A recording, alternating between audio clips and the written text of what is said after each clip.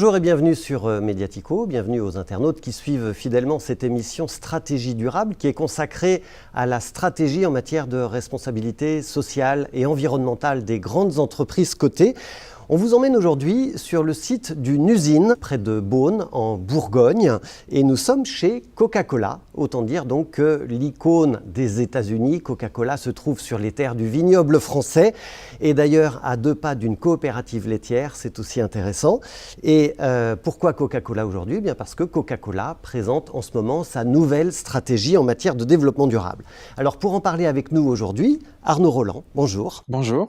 Vous êtes le directeur RSE de Coca-Cola European Partners France. Pour qu'on fasse bien la distinction tout de suite, qu'on comprenne de quoi vous êtes en charge, Coca-Cola European Partners, ça n'est pas l'entité qui possède la formule magique de la conception du Coca-Cola en tant que boisson. En revanche, vous représentez l'entité qui met en bouteille et qui commercialise toutes les boissons du groupe Coca-Cola. Donc j'ai noté Coca-Cola bien sûr, Sprite, Fanta, Finlay, Powerade, Minute Maid, Honesty depuis quelques mois à peine.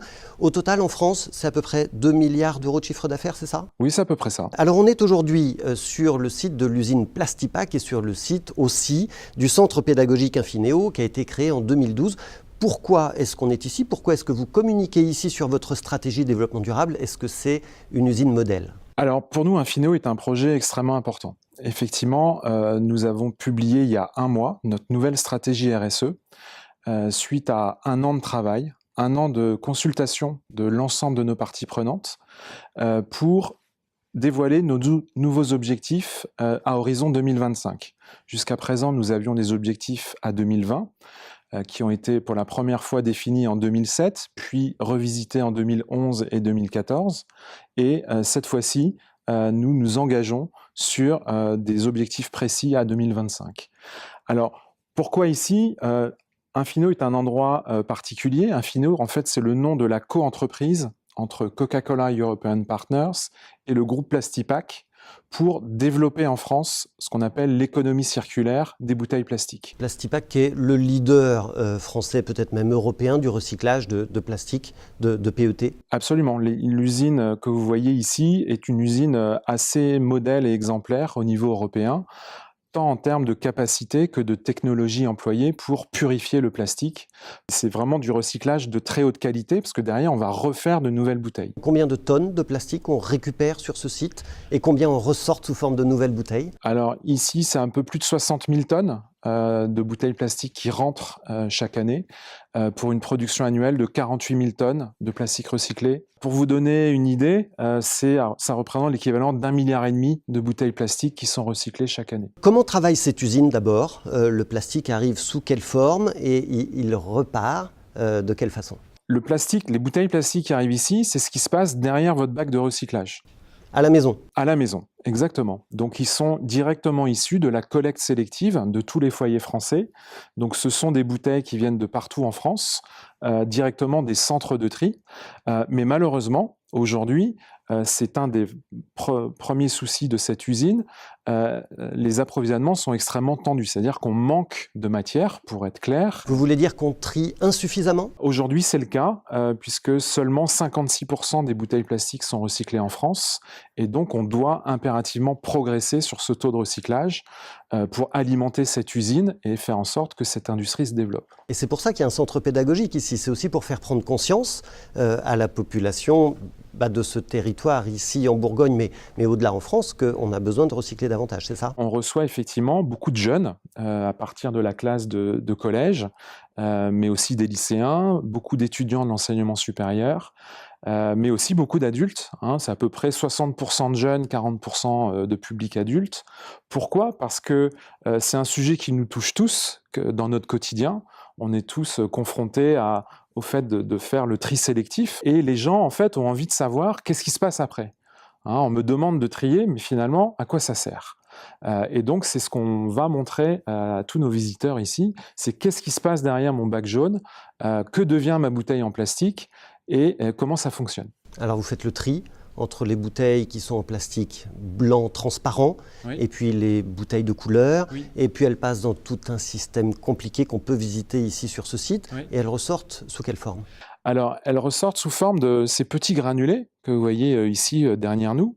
Donc ça, c'est du plastique recyclé apte au contact alimentaire. Ça veut dire qu'avec ces granulés de plastique, je vais pouvoir refaire un nouvel emballage. Quels sont les objectifs que vous vous fixez à horizon 2025 en matière de refabrication de nouveaux emballages? Nos objectifs sont extrêmement simples pour 2025. On veut que la moitié de nos bouteilles plastiques soient issues du recyclage. C'est pas beaucoup? Pour vous donner une idée, aujourd'hui, on est à 1/3 de plastique recyclé, donc 1/3 de nos bouteilles proviennent déjà du recyclage. Passer à 50%, c'est quand même un vrai cap, surtout compte tenu du manque de matière auquel on est confronté aujourd'hui.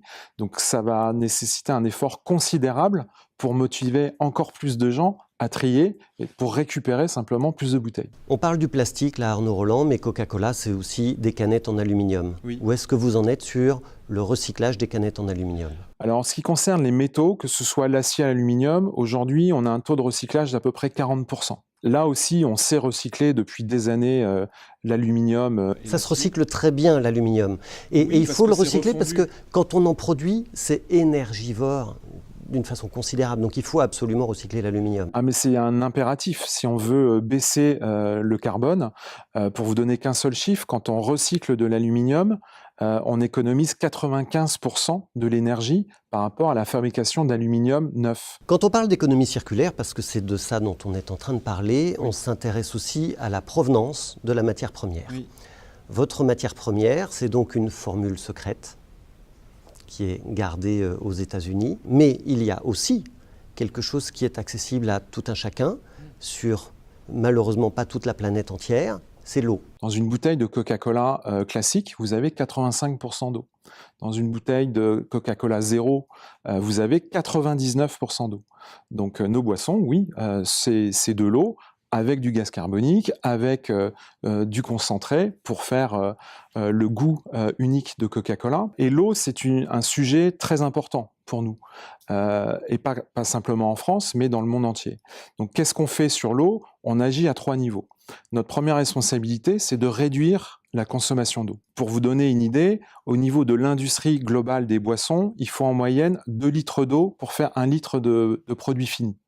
Nous, on est à 1,2. Donc on est déjà bien en deçà de cette moyenne. Vous vous considérez comme vertueux par rapport au reste de l'industrie, à la moyenne de l'industrie? On est assez exemplaire et reconnu d'ailleurs comme ça.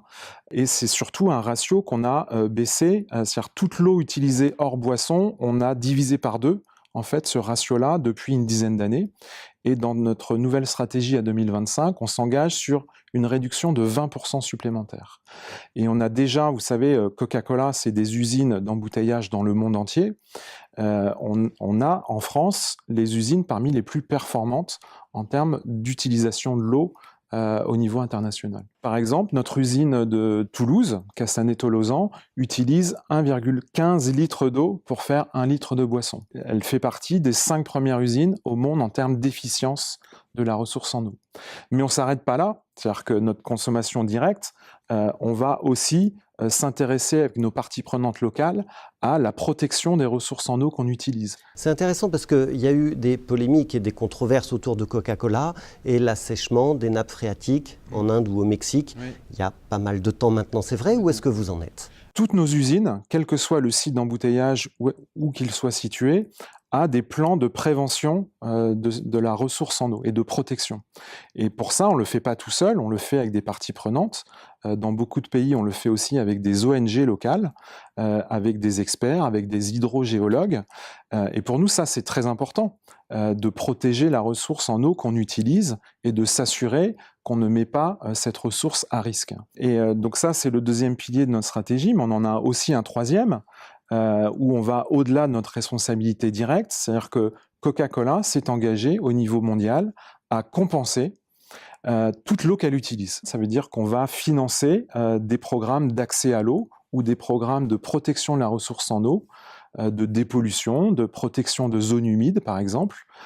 Et ça, on le fait aussi avec des grandes ONG comme le WWF et on le fait partout dans le monde. Et donc on va calculer les programmes qu'on finance avec les ONG locales, combien de litres d'eau on a préservé, et on met ça en rapport avec l'eau qu'on consomme. Et aujourd'hui, Coca-Cola Company, au niveau international, a quasiment compensé 100% de l'eau qu'elle utilise. Un autre enjeu important dans votre nouvelle feuille de route à horizon 2025, c'est celle du sucre. Dans le Coca-Cola, il y a beaucoup de sucre. Oui. Et derrière le sucre, c'est bien sûr les questions de santé humaine et d'obésité. Oui. Parlez-nous de ces objectifs. Dans nos nouveaux objectifs, on publie 2 engagements. Le premier engagement, c'est un engagement de court terme. C'est-à-dire qu'on souhaite diminuer de 10% la teneur en sucre moyenne de notre portefeuille de produits entre 2015 et 2020. Et notre deuxième engagement, au niveau de l'Europe de l'Ouest, c'est d'arriver à 50% de nos ventes qui se réaliseront avec des boissons sans sucre ou allégées en sucre à horizon 2025. Aujourd'hui, on est à peu près 30%. 30% de nos ventes se font avec des produits allégés en sucre. On veut passer à 50% en 2025. C'est pour ça que vous lancez une nouvelle marque. Vous venez de lancer une nouvelle marque, oui. Le thé Honnête, oui. Honest Tea. Honest. Est-ce que c'est parce qu'il y a une demande des consommateurs pour du thé glacé ? Effectivement, le marché du thé, des boissons au thé, est un marché en très fort développement. C'est encore un petit marché, mais qu'on estime à très fort potentiel dans les prochaines années, qui correspond à ces nouvelles tendances de consommation vers des produits plus sains, plus naturels et moins sucrés.